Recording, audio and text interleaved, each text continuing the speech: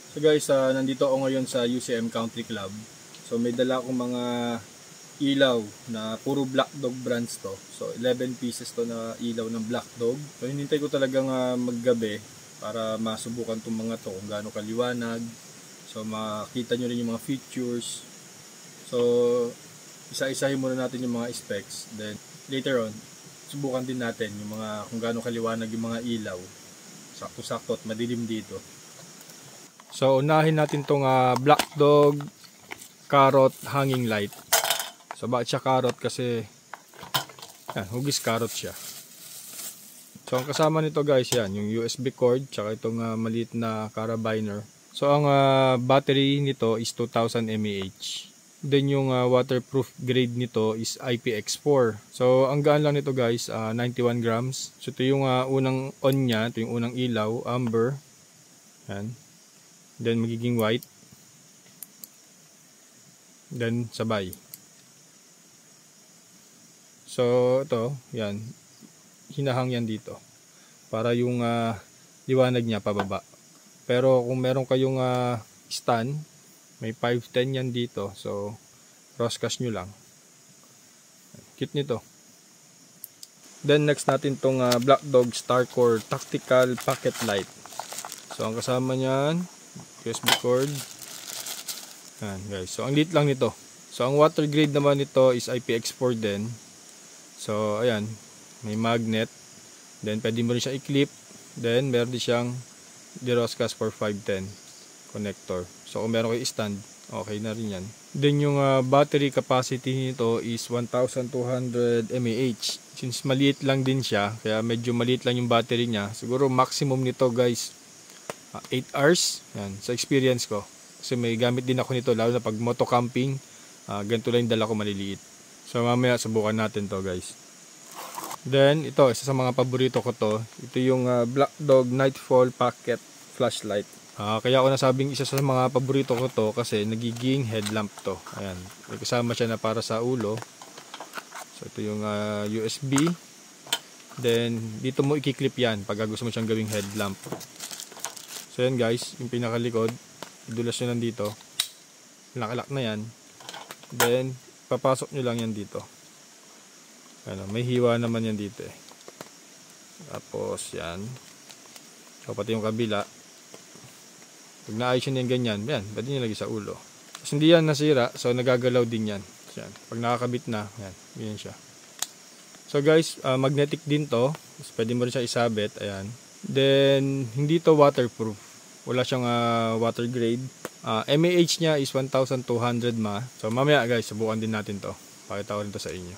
Then guys, ito naman yung susunod natin. Ito yung Black Dog Multifunctional Atmosphere Hanging Lamp. So solar powered to. So kasama sa loob, yun. USB. Lahat nga pala to guys is type C na. So ayan, may solar sa taas. Ito guys is 2400 mAh. Then materialis nito ABS plastic. So Black Dog to, pero wala siyang nilabas na kulay black nito. So hilahin nyo lang to. Then ito yung button niya. Ito siguro kahit subukan na natin ngayon to, okay lang naman. Kasi hanging lamp lang naman to eh. So ayan o.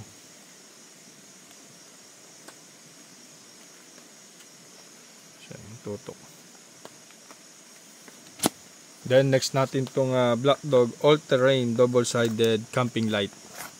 Ang maganda dito, yan, may kasamang casing. Ang ganda ng casing nito.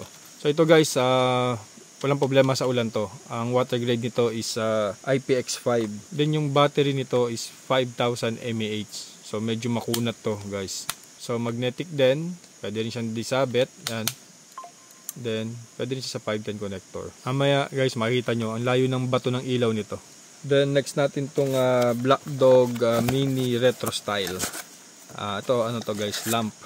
So ito guys, may ganito ako, gamit ko to personal kasi kakulay ng pick up ko, black white. Ang tagal nito malobat. Siguro running time nito guys 35-40 hours.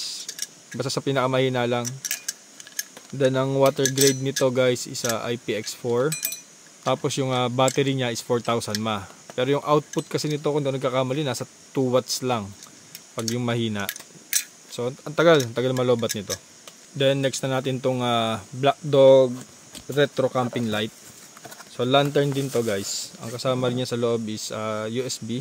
Ito isa sa mga pinakamabenta sa amin to kasi ang laki niya. Tapos ang presyo niya is nasa wala pang 800 pesos. Mamaya guys makita nyo ang dali gamitin nito. Okay din yung features nito. Then ang water grade class nito is IPX4. Tapos ang mAh niya is 3600 mAh. Then next natin tong Black Dog Starbucks. Hindi Starbucks na kape Starbucks na BOX. So ang maganda dito guys, wala tong problema sa ulan. So ang water grade nito is IPX5. Nasubukan ko na rin naman tong ilaban sa malakas na ulan, hindi naman nasira. Then yung battery nito is 3000 mAh. Then ang isa pa sa maganda dito guys, in case of emergency, pwede siya maging power bank. Then next natin tong Black Dog Multifunction LED Camp Light. So ang kasama nito guys is USB din, ang ilaw niya no. So magnetic, tapos pwede rin siyang isabit. So ang battery capacity nito is 4000 mAh. Wala siyang water grade, so huwag niyo na siyang isugal na mabasa. So ang materialis naman nito is ABS plastic na may aluminum. Then isa to sa mga pinakamalayong pukol na ilaw ng Black Dog. So mamaya guys subukan natin. Then guys next na natin tong Black Dog string lights or Black Dog Star Encounter. So hindi ko na binuksan yun kasi gamit ko rin to personal. Ang kasama niyan itong USB. Gamit na gamit sa akin to guys, lalo na pagkasama ko yung mga anak ko. So gusto nila tong ilaw na to. Then guys yung water grade nito is IPX4. So ako naman sa experience ko, nabasa na ng ulan yung itong ilaw ko na to So hanggang ngayon naman gumagana pa rin. Ang battery nito guys is 2000 mAh. Then yung haba nung string lights niya, yan, is 10 meters. So mamaya guys, subukan natin yan. So guys, subukan muna natin itong Black Dog Gravity Beam. So yan yung amber. So papatong nyo sa lamesa yan. Ito yung white. Then ito yung parehas na gumagana. Lakas niyan guys. Then ito yung pinaka flashlight. Hindi naman gaano kalayo nararating yan guys andun na yan guys, sa may entrance na. Ang layo na nararating yan. So tingnan nyo dito, tapat natin dito. Ayan lakas no, layo na yan. Then pwede siyang kontrolin. Yung pinaka malawak, ito yung pasikip ng pasikip or palit ng paliit, pero palayo ng palayo yan. So guys, ito na yung next natin. Kung naaalala nyo itong ito yung nagiging headlamp. So ayan, ito yung mas malakas, mas malakas pa. So dalawa yung ilaw niya, isa dito sa baba, ito yung parang flashlight, at saka ito spotlight naman. Then next natin to guys, yung pocket. Ayan, so on natin. Yan. Then ito pa mas malakas. So ayan guys, ito yung mahina. Then mas malakas pa.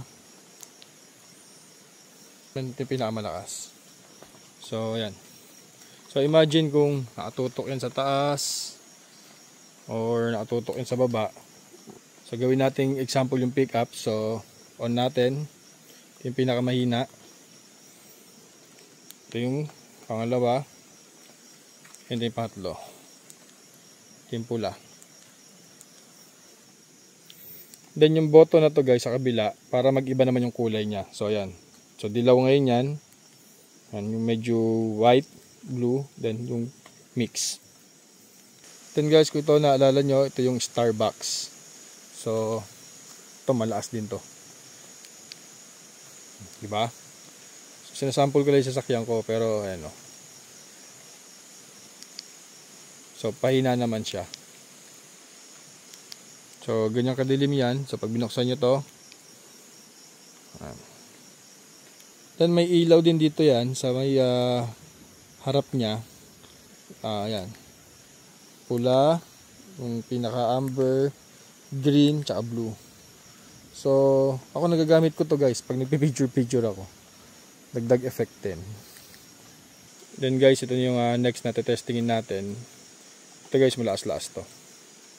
So, on natin. Yan. Ang lawak nung sakop ng pukol ng ilaw niya. Kasi yan, nag-iiba yung mga kulay. Then pag ito naman guys, LED lang yan. So, medyo pang malapitan lang yan. Yan, ganyan. Tapos nagiging red.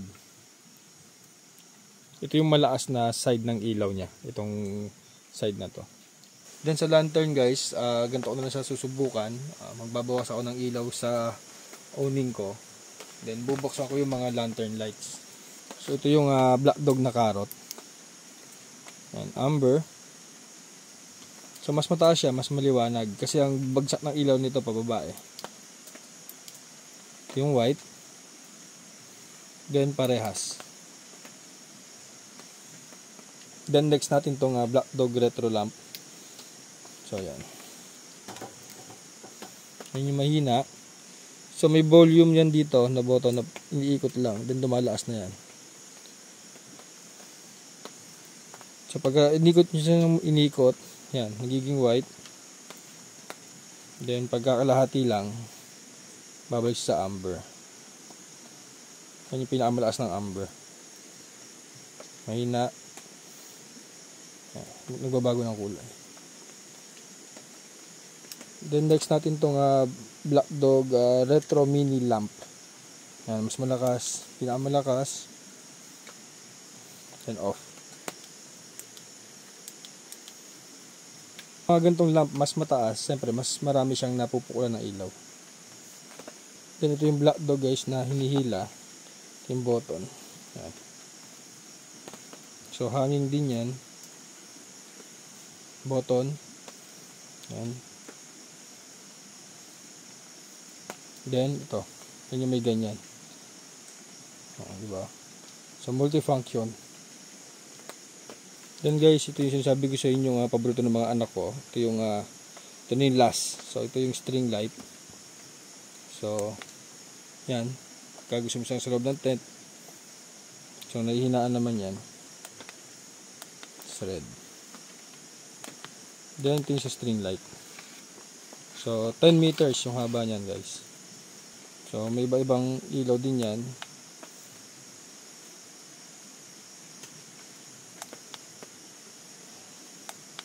So yung Facebook page ng tindahan namin is ADC Camping Gears Depot. Hindi yung Facebook ko naman is Aurel Fort Castro. So kung may katanungan kayo, lagi naman ako online sa Facebook. So yun lang, maraming salamat ulit.